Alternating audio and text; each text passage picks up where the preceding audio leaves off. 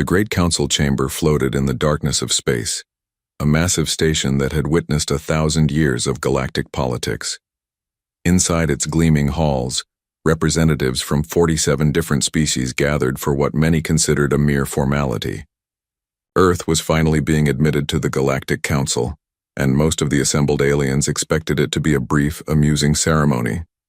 Ambassador Li Chen stood at the center of the circular chamber, her dark suit simple compared to the elaborate robes and armor worn by the alien delegates around her. She was a small woman by human standards, but she carried herself with quiet dignity as holographic displays flickered to life around her, showing Earth's credentials for membership.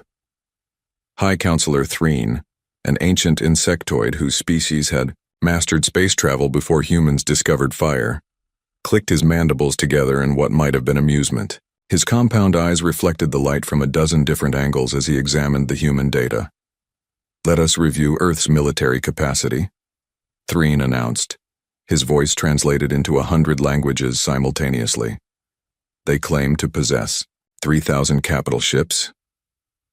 A ripple of chittering and low-frequency rumbles moved through the chamber. Several delegates made sounds that the translation systems rendered as laughter. Admiral Voss of the Calvex Empire rose from his seat, his forearms spreading wide in a gesture of disbelief. His scaled face twisted into what humans would recognize as a smirk. The Calvex were the Council's dominant military power, and Voss had commanded fleets for 2 centuries. He had seen countless species make exaggerated claims about their capabilities. "Ambassador Chen," Voss said, his voice dripping with condescension, "your species has been in space for barely 300 years.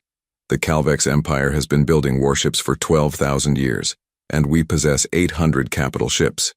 You expect us to believe that primitive Earth has built nearly 4 times our fleet?" Chen remained still, her face unreadable. "The numbers in our report are accurate, Admiral." "Accurate?" Voss laughed, a barking sound that echoed through the chamber. "You also claim your ships can travel faster than light without dark matter cores. You claim weapons that manipulate gravity itself. You claim engine systems that violate known physics." He turned to address the full council. "Honored members, humanity is either deeply confused about their own capabilities, or they are telling stories to make themselves seem more important than they are." A delegate from the Threen Collective, a floating crystalline being, chimed in with a sound like bells. "Perhaps humans have difficulty with mathematics? 300 ships might seem like 3,000 to a young species." More laughter filled the chamber. Chen's jaw tightened, but she said nothing. Counselor Threen brought the chamber to order with a sharp clicking sound. "Ambassador Chen, we mean no offense. All young species wish to appear strong when they join the galactic community. It is natural. But we must deal with facts, not fantasies. The facts are in the report," Chen replied calmly. "Then perhaps you could provide a demonstration?" Voss suggested, his tone making it clear he expected no such thing. "Bring one of these miraculous ships here? Show us these impossible engines?" Chen met his gaze steadily. "Our military assets are currently deployed in defensive positions around Earth territory. We prefer not to move them without strategic necessity." "Of course," Voss said, waving a dismissive hand. "How convenient." The High Counselor pulled up another section of the human report, projecting it large enough for all to see. "Your species also claims to have colonized 2,000 star systems in 3 centuries. Ambassador, the Calvex Empire has colonized 900 systems in 12 millennia. Do you see why we find your claims questionable? Humans reproduce quickly and adapt to diverse environments," Chen explained. "Our expansion rate may seem unusual, but it reflects our biology and determination." A reptilian delegate from the Sorn hegemony hissed with amusement. "Determination does not build starships, Ambassador. Resources and technology do. And your homeworld is barely developed compared to our standards." Chen's eyes narrowed slightly. "Earth invests heavily in deep space infrastructure. Most of our industrial capacity is not on the homeworld." "Invested where?" Voss challenged. "We have surveyed the systems you claim to occupy. We see colonies, yes, but nothing that would support military production on the scale you describe." No orbital shipyards, no resource extraction networks, no. Perhaps human facilities are simply difficult for your sensors to detect, Chen interrupted quietly. The chamber fell silent for a moment. Then Voss threw back his head and laughed, a genuine sound of delight. Oh, this is wonderful. Not only do you have thousands of impossible ships, but they are also invisible. Do they fire invisible weapons as well? Perhaps they are crewed by invisible soldiers? Even Councillor Threen seemed amused now. Ambassador Chen, we appreciate your species' enthusiasm. Truly. But the Galactic Council operates on verifiable information, not mythology. We understand that Earth has rich cultural traditions of storytelling. Perhaps your military has confused your science fiction entertainment with reality. Chen's hands clenched briefly at her sides, then relaxed. She had been warned this would happen.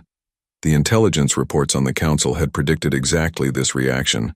Humanity's capabilities were so far outside galactic norms that the truth sounded like fantasy. I assure you, Counselor, we know the difference between fiction and reality, she said. Then you will not object to our verification protocols? Threen asked. We will send survey teams to your territory. They will assess your actual military capacity and adjust your membership status accordingly. You are welcome to send observers, Chen agreed. Though I suspect your reports will match ours. Voss snorted. I suspect your reports will need significant downward revision.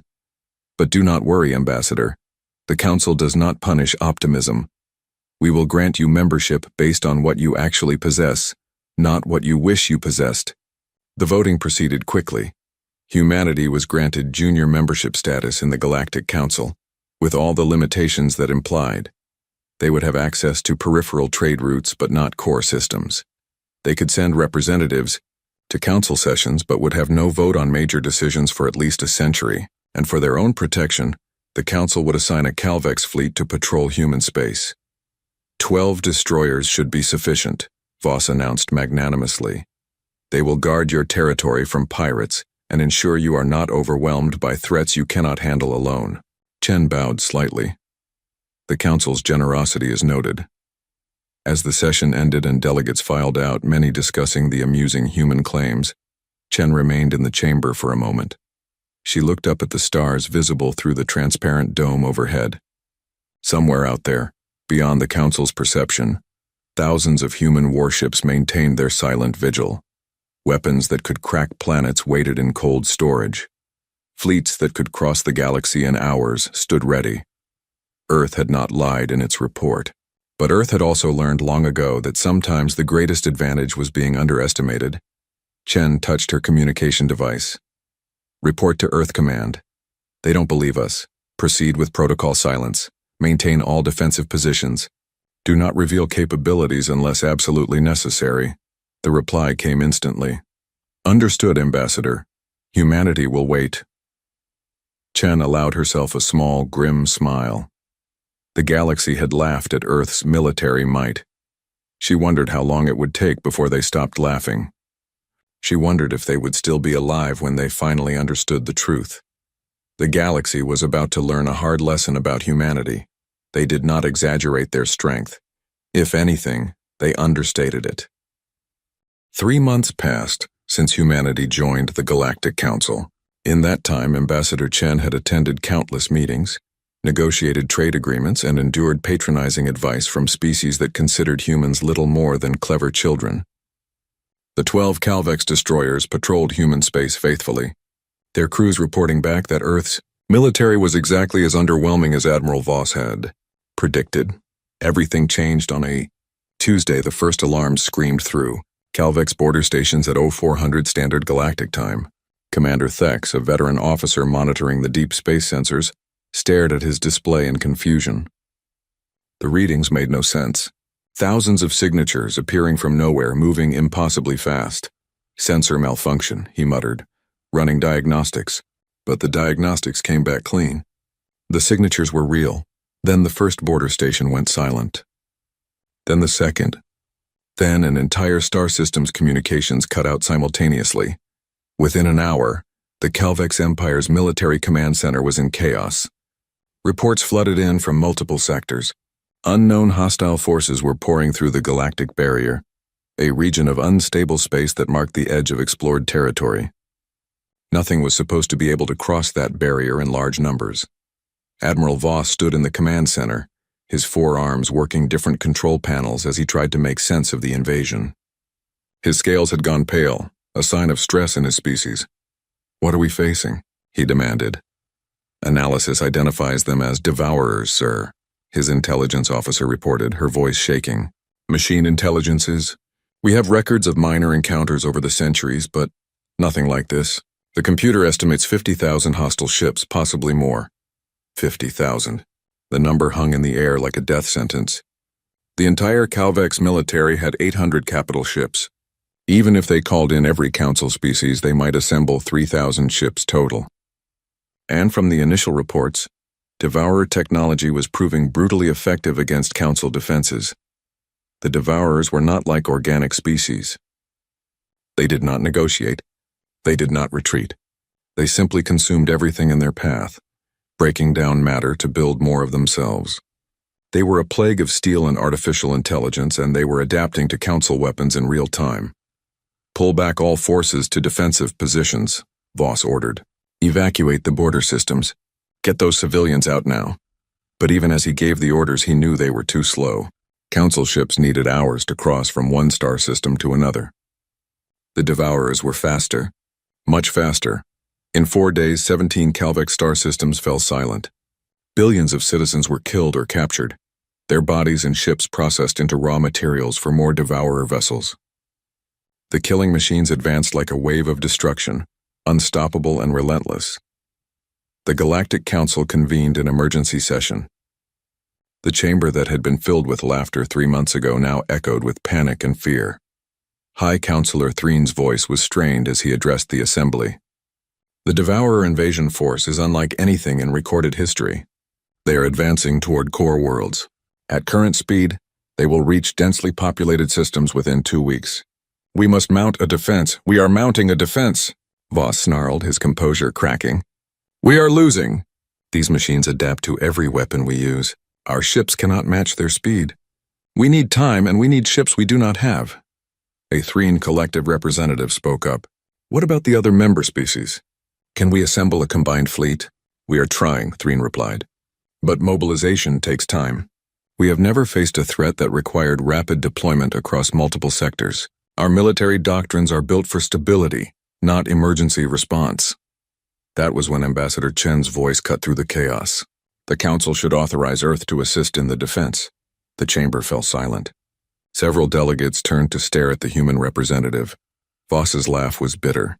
"With respect, Ambassador, we appreciate the gesture, but a few dozen human ships will not change the outcome of this battle." "Nevertheless," Chen said calmly, "humanity requests operational command authority to coordinate defense of the threatened sectors." "Operational command?" A Sorn delegate hissed in disbelief. "You have been in space for 3 centuries. You want to command forces against a threat that challenges our entire civilization?" Chen met the delegate's eyes without flinching. "Yes," Counselor Threen clicked his mandibles in thought. The situation was desperate. What harm could it do to let the humans try? Perhaps their fresh perspective might offer some tactical insight, even if their actual military contribution would be minimal. "This council is willing to grant temporary operational authority to Earth forces," Threen announced. "Coordinate with Admiral Voss. Provide whatever assistance your ships can manage. We will need full access to communication networks and sensor data," Chen specified. "Granted," Voss said tiredly, "though I hope you understand the scale of what we are facing, Ambassador. This is not a border skirmish. This is an extinction-level event." "We understand perfectly, Admiral," Chen replied. Her fingers moved across her personal communication device, typing a message that would be transmitted on quantum-encrypted channels back to Earth. The message was simple. "Protocol Fenrir. Full authorization. Respond with all available assets." On Earth, in a command center buried 3 kilometers below the surface, Fleet Admiral Marcus Chen received his daughter's message. He had been waiting for this moment, hoping it would never come but preparing for it nonetheless. Around him, dozens of officers stood at attention, waiting for orders. Marcus looked at the message for a long moment. then activated the fleet-wide communication system. This is Fleet Admiral Chen to all commands. Execute Protocol Fenrir. I repeat, execute Protocol Fenrir. All rapid response fleets are to proceed immediately to coordinates transmitted. Rules of engagement unrestricted. Authorization code Ragnarok 77.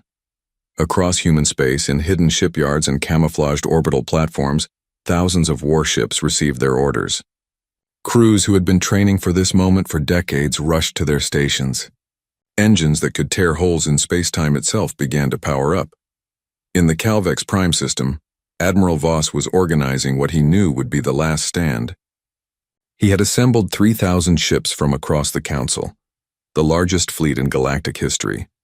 It was still hopelessly outnumbered. 12,000 Devourer vessels were bearing down on Calvex Prime, a planet that housed 4 billion civilians. All ships, form defensive sphere around the planet, Voss commanded. We hold here. We do not retreat. If we fall, we take as many of these machines with us as possible.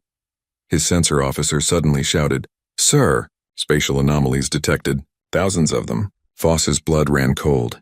The Devourers were arriving sooner than expected. Battle stations. All weapons. Sir, the signatures are behind us. Between us and the planet, that made no sense. Behind them? How could space itself began to tear? Not the slow, controlled openings that marked normal hyperspace travel, but precise, violent rips in reality. And through those rips, ships began to emerge. Human ships. Voss watched in stunned silence as Earth's fleet arrived. Not dozens. Not hundreds, thousands, tens of thousands. They appeared in perfect formation, as if they had practiced this exact maneuver a million times. Each ship bore the blue and white insignia of Earth's military, and each ship was larger and more heavily armed than anything the Council had ever built. The sensor displays were going crazy, trying to count the arriving vessels. The numbers kept climbing. 5,000, 10,000, 15,000. How many ships does Earth have? Voss whispered. His sensor officer's voice shook as she replied. Sir, the computer is still counting. Current estimate, 27,000 capital ships, plus support craft, plus, sir, we are detecting vessels that match no known classification. They are enormous. On every Council ship, crews watched in disbelief as humanity's true military might revealed itself. The myths had not been myths at all. The impossible claims had been simple facts. And in the command center of the human flagship, a woman's voice spoke with cold authority. This is Admiral Sarakovich of the Earth Defense Fleet. We have operational command. All Council ships pull back to secondary positions. Earth forces will handle the Devourers. Admiral Voss found his voice. Admiral Kovich, how many ships do you have? There was a pause. Then Kovich's reply came and Voss could hear the grim smile in her words. Enough. The Devourer fleet advanced like a swarm of metal locusts, 12,000 warships strong, their hulls gleaming with the processed remains of 17 conquered star systems. They had faced the Galactic Council's defenses and found them weak. Nothing could stop their advance. Nothing ever had. Admiral Sarakovich stood on the bridge of the EDF Indomitable, her eyes scanning tactical displays that showed information in ways the Council had never imagined. At 53, she had spent 30 years preparing for this exact moment. Every simulation, every training exercise, every doctrine had been built around one question. How do you kill something that cannot die? Admiral, Devourer fleet entering weapons range in 90 seconds, her tactical officer reported. Battle groups 1 through 50, activate gravitational anchors. Lock spatial coordinates. Engineering brings singularity drives to full power. Around her, the crew worked with practiced efficiency. There was no panic, no hesitation. They had done this before, just not on this scale. On the Calvex flagship, Admiral Voss watched the human fleet maneuver with growing confusion. The ships were not spreading out to maximize defensive coverage. Instead, they were clustering in groups of 300, forming tight geometric patterns that made no tactical sense. What are they doing? Voss muttered. They are making themselves easier targets. Sir, receiving tactical data from the human fleet, his communications officer said. They are requesting we pull back to minimum safe distance of 5 million kilometers? 5 million. That puts us completely out of effective weapons range. Those are their orders, sir. Voss hesitated, then made a decision. The humans had brought an impossible fleet. Maybe their tactics were equally impossible. All Council ships pull back to designated safe distance. Let us see what Earth's finest can do. The Devourer fleet detected the human vessels and adjusted their approach. Their artificial intelligences analyzed the new targets, calculating weaknesses, planning attack patterns. The machines had consumed 1,000 civilizations. These would be no different. Calvex watched the Devourer fleet close to within firing range. All ships weapons free. Target packages distributed. Fire on my mark. The first wave of human weapons struck the Devourer fleet, and Admiral Voss finally understood why the Council had been so foolish to laugh. The weapons were nothing like Council technology. There were no missiles, no plasma bolts, no particle beams. Instead, points in space near Devourer ships simply ceased to exist. Miniature black holes flashed into existence for microseconds, their gravity fields tearing the machine vessels apart at the molecular level. Other weapons created waves of distorted spacetime that caused Devourer ships to age 10,000 years in a single second, their hulls corroding to dust. Gravitational cannons firing, Calvex reported calmly. Causality mines deployed. Quantum disruptors online. A Devourer battleship 3 kilometers long fired back at a human destroyer. The energy beam that could have vaporized a Council ship struck the human vessel's shields and simply disappeared, absorbed by technology that folded space itself around the ship. Direct hit on Destroyer Dallas, the tactical officer reported. Shields at 98%. No damage. Voss could not believe what he was seeing. 98%. That weapon would have destroyed one of our battleships. The human fleet began to move, and now Voss saw their true capability. The ships did not accelerate slowly like Council vessels. They simply appeared in new locations, jumping through space in movements so precise they seemed choreographed. A human battleship would fire its weapons, disappear, and reappear 10,000 kilometers away, already firing again. How are they moving like that? The Calvex sensor officer gasped. Those are full-scale FTL jumps, but there is no charge time, no cooldown period. Because they are not using hyperspace, Voss breathed, finally understanding. They are using those singularities. They are creating controlled black holes and using them to bend space. By the ancestors, they are manipulating gravity itself. The battle, if it could even be called that, lasted 17 minutes. The first wave of human attacks destroyed 4,000 Devourer ships in the opening minute. The machines tried to adapt, adjusting their shields and armor to compensate for the strange weapons. But human technology did not just damage ships. It erased them from existence.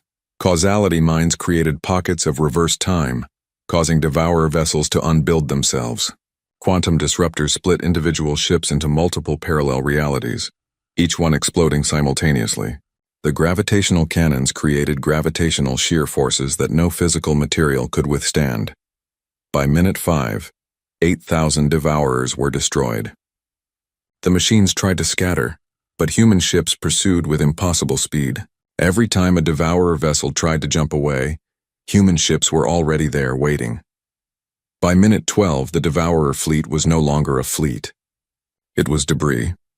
At minute 17, the last Devourer ship tried to ram a human carrier in a final suicidal attack. A human frigate appeared directly in its path and fired a single weapon. The Devourer ship simply ceased to exist, its atoms scattered across 1,000,000 kilometers of space. Silence filled the Calvex command center. 3,000 Council ships floated in space, their crews staring at their sensor displays in shock. 12,000 Devourer warships, the invasion force that had seemed unstoppable, were gone. Completely gone, and the human fleet had not lost a single ship. Casualty report from Earth forces, Voss's communications officer said in a stunned whisper. 0 casualties. No ships damaged beyond superficial shield depletion. Calvex's voice came through the communication channels, calm and professional. Devourer fleet neutralized. Council vessels, you may return to your positions. We will maintain patrol patterns until you are ready to resume normal operations. Voss found he could not speak. His 4 hands trembled as they gripped his command chair. 200 years of military experience, and nothing had prepared him for this. The human fleet began to organize itself into defensive formations around Calvex Prime. The massive Titan-class vessels, each one the size of a small moon, positioned themselves at strategic points. They were weapons platforms so large they could carry entire fleets inside their hangar bays. "Admiral Voss, are you receiving?" Kovich's voice asked. Voss cleared his throat. Yes. We are here, Admiral Kovich." "Good. We will coordinate with your forces to establish a secure perimeter. I am sending tactical specifications for our sensor networks. You should integrate them with your systems. They will give you advance warning if the Devourers attempt another incursion." "Admiral Kovich, how?" Voss could not even form the complete question. How had they built this fleet? How had they hidden it? How had they developed weapons that made Council technology look like stone axes? There was a pause. "Admiral, Earth encountered the Devourers 200 years ago. They found our Oort cloud, the edge of our solar system. We were not ready. We lost 3 colony worlds and 2 billion people in the first attack. We spent the next 2 centuries preparing to make sure it would never happen again." Voss closed his eyes. 2 billion dead. For a young species like humanity, that must have been catastrophic. "You have been preparing for war for 2 centuries? "Not for war, Admiral. For survival. The Devourers taught us a lesson. Hope is not a strategy. We built the fleet we needed to ensure that no enemy could ever threaten Earth again. We built weapons that could kill the unkillable. We pushed our technology beyond what should have been possible because the alternative was extinction." "And your report to the Council? The 3,000 ships?" Kovich's voice carried a note of grim humor. 27,000 capital ships is what we could get here in 3 days, Admiral. That is our rapid response force. Our full military operates on a somewhat larger scale." Voss felt cold. "How much larger?" "That is classified, Admiral. But I can tell you that the fleet you see here represents approximately 15% of Earth's total military capacity. We have defense networks around 2,000 star systems. We have weapons platforms that could crack planets. We have contingency plans for threats the Council has never imagined. And we have 40 million personnel who train every day for scenarios that most species would consider paranoid fantasies." The Calvex Admiral looked out at the human fleet, at the ships that had torn through an unstoppable enemy like they were practice targets. "Why did you hide this? Why did you let us mock you in the Council chambers?" "Because, Admiral, we wanted to join the Galactic community as friends, not as conquerors. We wanted to be accepted for who we are, not feared for what we can do.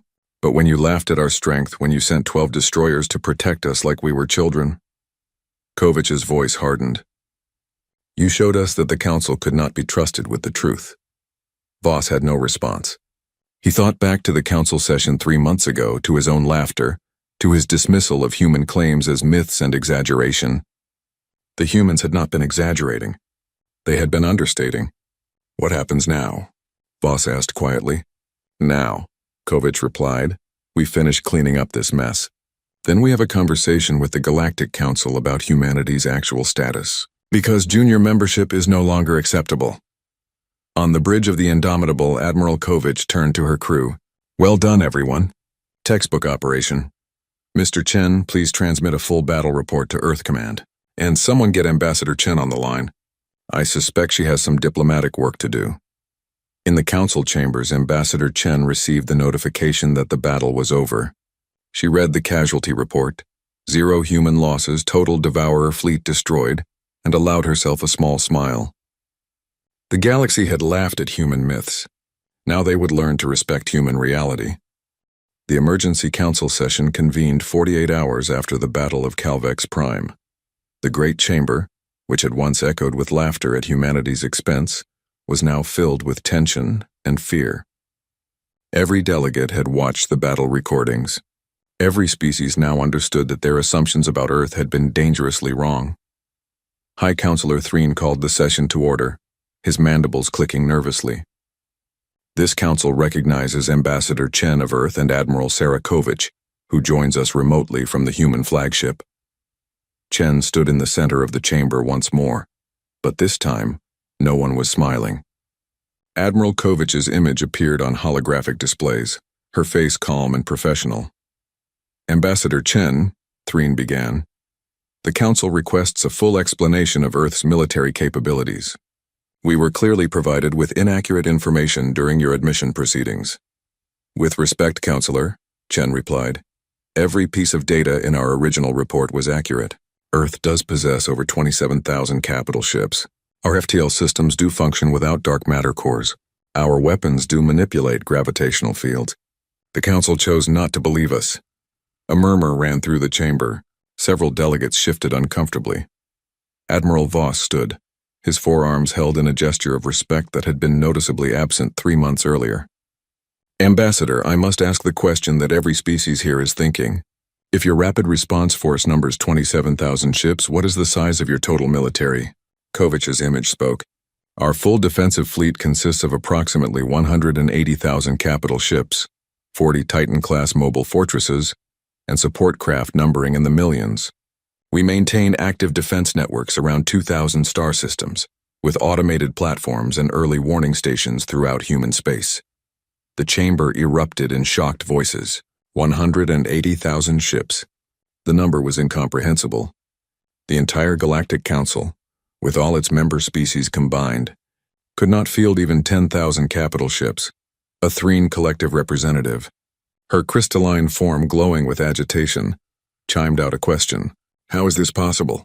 The resources alone? The industrial capacity? How can one species build such a fleet? Chen took over the explanation. Humanity allocates approximately 40% of our total economic output to military production and research. We have been doing this for 200 years, ever since our first encounter with the Devourers. 40%? The Sorn delegate hissed in disbelief. That is unsustainable. No civilization can maintain such military spending without collapsing. It is not just sustainable, it is necessary, Kovich interjected. 200 years ago, Devourer scouts entered our Oort cloud. We were not prepared. We had colonized several worlds, but we had no significant military. We believed, as many young species do, that the universe was largely peaceful. Her voice hardened. We lost 3 colonies in the first week. 2 billion people died. Our fleet was destroyed in hours. Earth itself was nearly invaded. Chen continued the history. We survived that attack by pure luck. The Devourers withdrew after encountering resistance they did not expect. But we learned a lesson. The universe is not safe. Threats exist that do not negotiate, that do not compromise, that only understand destruction. So you built a war machine, Counselor Threne observed. We built a defense force, Chen corrected. We studied the Devourer technology we recovered. We pushed our science beyond what should have been possible. We developed weapons specifically designed to counter machine intelligence. And we made a promise. Never again would humanity be helpless. Admiral Voss spoke up. Your weapons, the gravitational cannons, the causality mines, these technologies are centuries beyond what the Council has achieved. How did you develop them so quickly? Kovich smiled grimly. Admiral, when your species faces extinction, you find ways to innovate. We had some advantages. Human brains are wired for problem-solving under pressure. We evolved as persistence hunters on Earth, chasing prey for days until it collapsed from exhaustion. That same stubbornness, that same refusal to give up, applies to our scientific research. We also, Chen added, had motivation that the Council species have never experienced in recent memory. The Devourers killed our people. We saw worlds burned, cities destroyed, families torn apart. Every human who works in our military-industrial complex knows someone who died in that first attack. We do not build ships out of national pride or political ambition. We build them because we remember. A delegate from a small species called the Venth asked a question in a trembling voice. You said this is 15% of your fleet. Where are the rest of your ships? Deployed across human territory in defensive positions, Kovich replied. Some are actively patrolling our borders. Others are stationed at key strategic points. A significant number are in deep reserve, maintained in automated shipyards that can reactivate them within hours if needed. Automated shipyards? Voss's eyes widened. You have production facilities that operate without direct oversight? Yes. Our AI systems are sophisticated enough to manage construction, maintenance, and basic tactical decisions. With proper safeguards, of course. We learned from the Devourers that artificial intelligence can be incredibly dangerous, but also incredibly useful if properly controlled. The chamber was silent as delegates absorbed this information. The implications were staggering. Not only did humanity possess overwhelming military might, they had the industrial capacity to sustain it indefinitely. Counselor Threne clicked his mandibles slowly, a sign of deep thought in his species. Ambassador Chen, I must ask a difficult question. Why did you hide your true capabilities from the Council? You could have demanded immediate high-level membership. You could have intimidated us into accepting any terms you wanted. Instead, you allowed us to mock you, to treat you as inferiors. Why? Chen met his gaze steadily. Because we wanted to see who you were, Counselor. We wanted to understand the Galactic Council before committing to it. Earth has been isolated for centuries, and we learned to be cautious. We needed to know, were you potential allies who would respect us despite our youth, or were you potential threats who would need to fear us? And what did you learn? Threen asked quietly.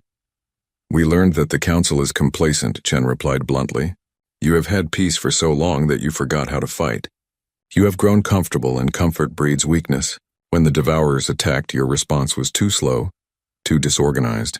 If Earth had not intervened, the Calvex Empire would have fallen. And after the Calvex, the next species. And the next? The Devourers would have consumed you one civilization at a time. Voss bowed his head, acknowledging the truth. You are correct, Ambassador. We were not prepared. However, Chen continued, we also learned that you are capable of working together when threatened. We saw species that had been rivals for centuries cooperate in the face of extinction. That is worth preserving. That is worth protecting. So what does Earth want? A Threen representative asked. You have shown your strength. You could demand anything from this council. Kovich's image leaned forward slightly. We want what we have always wanted, to be treated as equals. Not as junior members. Not as primitives who need guidance. As full partners in the galactic community. You want a seat on the High Council? Threen asked. We want recognition that humanity has earned the right to participate in major decisions, Chen stated. We want access to core systems and trade routes. We want the Council to stop sending protection fleets to babysit us. And most importantly, we want honesty. No more patronizing attitudes. No more assumptions that young species are weak or foolish. Voss stood again. I move that Earth be granted full Council membership with High Council privileges. Effective immediately. They have more than earned it. Seconded, said the Threen representative. The vote was unanimous. No species dared oppose it now. Earth was granted full membership with all rights and privileges. The protection fleet was withdrawn. Human diplomats were given access to previously restricted information and territories. But as the session concluded, Councillor Threen requested a private conversation with Chen and Kovich. The three of them met in a secure chamber, away from the other delegates. I must know, Threen said, his voice tired. Your fleet of 180,000 ships, is that truly your full military capacity? Or is that number also understated? Chen and Kovich exchanged glances. Kovich spoke carefully. Counselor, that is our active defense fleet. Ships that are crewed, operational, and ready for deployment. It does not include reserve vessels in storage. It does not include our automated defense platforms. It does not include ships currently under construction. And it does not include certain classified weapon systems that we prefer not to discuss. Threen was silent for a long moment. I see. And if I asked for the real number? The total military capacity Earth could bring to bear if truly threatened. Chen's voice was soft but firm. Then I would tell you, Counselor, that the number would be higher. Significantly higher. But I would also tell you that you do not need to fear us. Earth builds ships to defend, not to conquer. We learned what happens when you are unprepared for threats. We will never be unprepared again. But you will also never be weak again, Threen observed. No, Kovich agreed. We will never be weak again. The galaxy taught us that weakness invites destruction, so we became strong enough that no enemy would ever dare attack Earth, strong enough that we could protect not just ourselves, but our allies. Threen looked at both women with his compound eyes, seeing them with new understanding. I apologize, Ambassador Chen. When you first came to the Council, I thought you were boastful children playing at being warriors. I was wrong. You are survivors who learned the hardest lessons the universe offers. The galaxy should not have laughed at you. We should have listened. Chen inclined her head. Apology accepted, Counselor. And now we move forward as allies. The Devourers are still out there. This was one fleet, but there will be others. The galaxy needs to prepare, and Earth will help. That is why we revealed ourselves. Not to intimidate, but to protect. As they left the chamber, Threen watched the two humans go. He thought about the reports, about the staggering military might Earth commanded, about the weapons that bent physics itself to humanity's will. The galaxy had laughed at human myths. Now they would live under human protection. And Threen was not certain which thought was more terrifying. 6 months after the Battle of Calvex Prime, the galaxy had changed in ways both obvious and subtle. Human ships now patrolled the major trade routes, their presence a constant reminder of Earth's power. The Devourer threat had not disappeared. 2 more incursion attempts had been detected and eliminated within hours by Earth's rapid response forces, but the terror that had gripped the Council had faded, replaced by a different kind of unease. Admiral Voss stood on an observation deck of Earth's newest station, Bastion 7, watching human military exercises in the distance. Thousands of ships moved in perfect coordination, appearing and disappearing through space in patterns that still made his head hurt. He had requested a transfer to train with human forces, eager to learn from the species he had once dismissed. "Impressive, is it not?" a voice said beside him.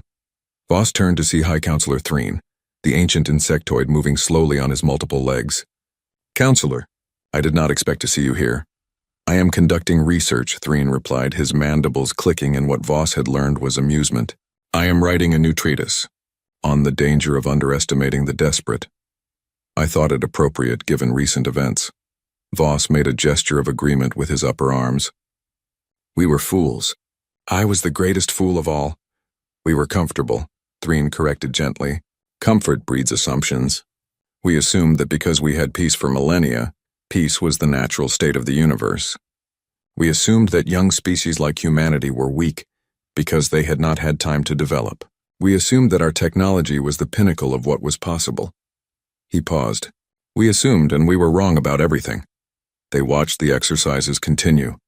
A squadron of human destroyers executed a maneuver that should have been impossible, jumping into a formation so tight that their shields overlapped, creating a combined defensive field that could withstand planet-cracking weapons. "I have been studying human history," Threen continued. "Did you know they have never experienced true galactic peace? On their homeworld, they fought wars constantly for thousands of years, nation against nation, tribe against tribe, sometimes for resources, sometimes for ideology, sometimes for reasons they themselves could barely explain." "I had heard," Voss said. "It seems barbaric, perhaps, but it also made them survivors. Every human alive today descends from ancestors who fought, who struggled, who refused to give up even when defeat seemed certain. That stubbornness is coded into their biology, and when they finally united as a species, they turned that same determination toward survival in space." Admiral Sarakovich approached them, her uniform crisp, despite the long hours she had been working. "Counselor Threen, Admiral Voss, I hope you are enjoying the demonstration." "It is educational," Voss admitted.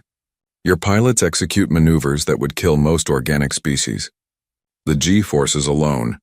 We have inertial dampening technology that reduces the effect by 99%, Kovich explained. "But yes, human pilots still experience more physical stress than most species could tolerate. We train for it. Human bodies are remarkably adaptable when pushed." "Everything about your species is remarkably adaptable," Threen observed. "Your technology, your tactics, your entire civilization. You have been in space for 300 years and already surpassed species that have explored the stars for 10,000. How?"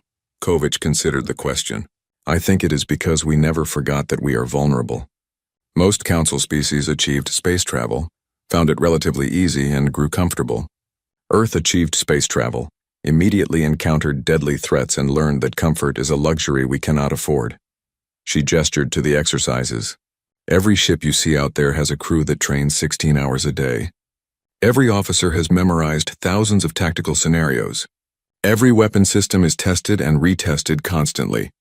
We do not assume that our technology will work. We verify it. We do not assume that our strategies are sound. We challenge them. We do not assume that we are safe. We prepare for every possible threat." "It sounds exhausting," Voss said. "It is," Kovich agreed with a slight smile. "But it keeps us alive." Across the galaxy, other changes were taking place. Council species had begun adopting human military doctrines, trying to learn the lessons that Earth had paid for in blood. The Calvex Empire had completely reorganized its fleet structure, implementing rapid response protocols and joint training exercises with human forces.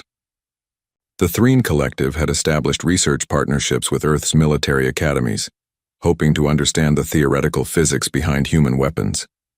But not all changes were purely military. Cultural exchange programs had begun, and council species were discovering that humans were not the brutish warriors they had appeared to be. They had art, philosophy, music, and literature as rich and complex as any galactic civilization. They valued peace and cooperation even as they prepared for war. In the council chambers, Ambassador Chen addressed the assembly on the topic of galactic defense reform. She had become one of the most influential voices in galactic politics, not through intimidation, but through the simple fact that everyone now listened when she spoke. The Devourer threat is contained but not eliminated, Chen explained. Our intelligence suggests there are multiple machine collectives beyond the galactic barrier. The force we defeated was only one of many. Earth can defend against these threats, but we should not have to do it alone. What do you propose? A delegate asked. A unified defense network. Every council species contributes ships and resources according to their capacity. Human technology and training methods are shared freely with all members. Early warning stations are established at every vulnerable point along the galactic barrier. And most importantly, we create a rapid response force that can reach any threatened system within hours, not days. Under human command? The delegate asked suspiciously. Under joint command, Chen corrected. Earth provides the majority of ships and technology, yes. But operational decisions should be made collectively. We are partners, not overlords.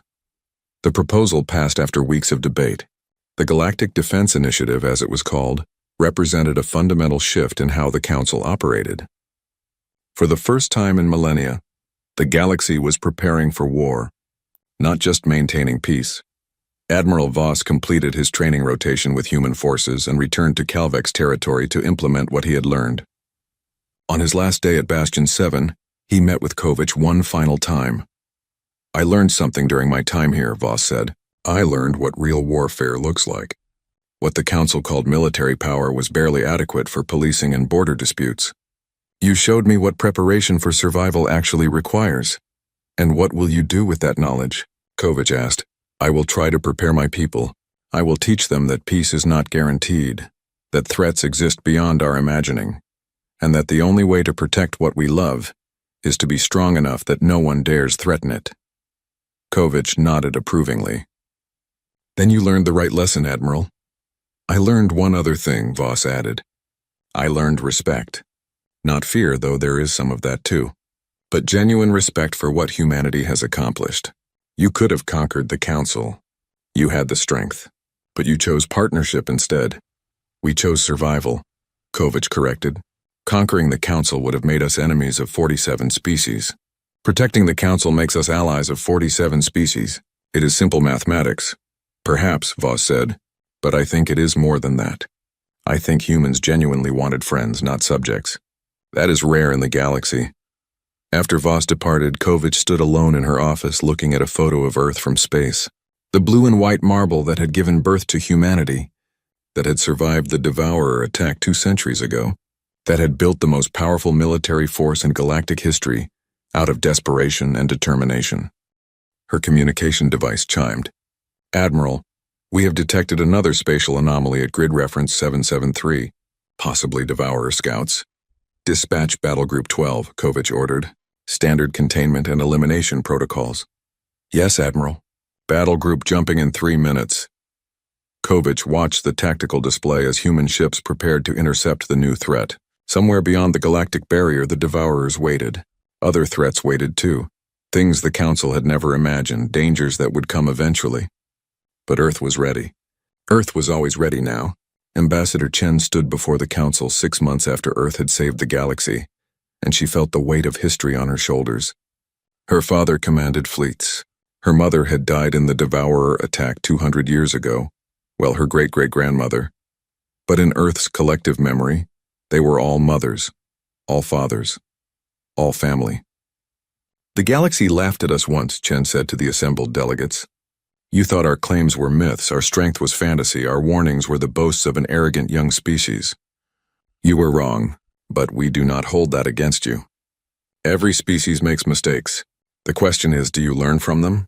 She looked around the chamber, meeting the eyes of delegates from dozens of worlds. Earth learned from our mistakes. We learned that hope is not a strategy. We learned that preparation is not paranoia. We learned that the universe is dangerous, and the only way to survive is to be dangerous in return.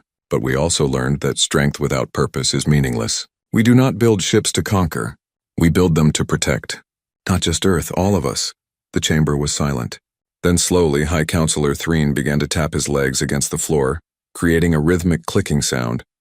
One by one, other delegates joined in, each species adding their own gesture of respect and acknowledgement. The galaxy no longer laughed at human myths. They had learned painfully that human legends were understatements. The ships were real. The weapons were real. The determination was real. And behind it all was a simple truth that the galaxy had forgotten but humanity never would. Survival is not given. It is earned. Chen left the chambers and looked up at the stars, at the darkness between them where threats lurked and dangers waited. But she also saw human ships on patrol, saw the lights of council stations protected by Earth's defense networks, saw a galaxy that had learned to stand together. They had laughed at humanity. Now they stood with humanity. And together, they would face whatever came next. Because that was the other lesson Earth had taught them. Alone, they were vulnerable. Together, they were unstoppable. The galaxy had changed. The myths had become reality. And humanity, the young species that everyone had underestimated, had become the shield that protected them all. In space, the exercises continued. The fleets trained. The weapons waited in silent readiness, and on Earth, in a command center deep underground, Admiral Marcus Chen looked at tactical displays showing deployment patterns across 2,000 star systems. "Status report," he requested. "All defense networks operational, Admiral. All fleets at ready status. No immediate threats detected." "Good," Marcus said. "Maintain alert status. The galaxy is counting on us." The galaxy had laughed at human myths. They would never make that mistake again. And as long as Earth stood watch, they would never need to.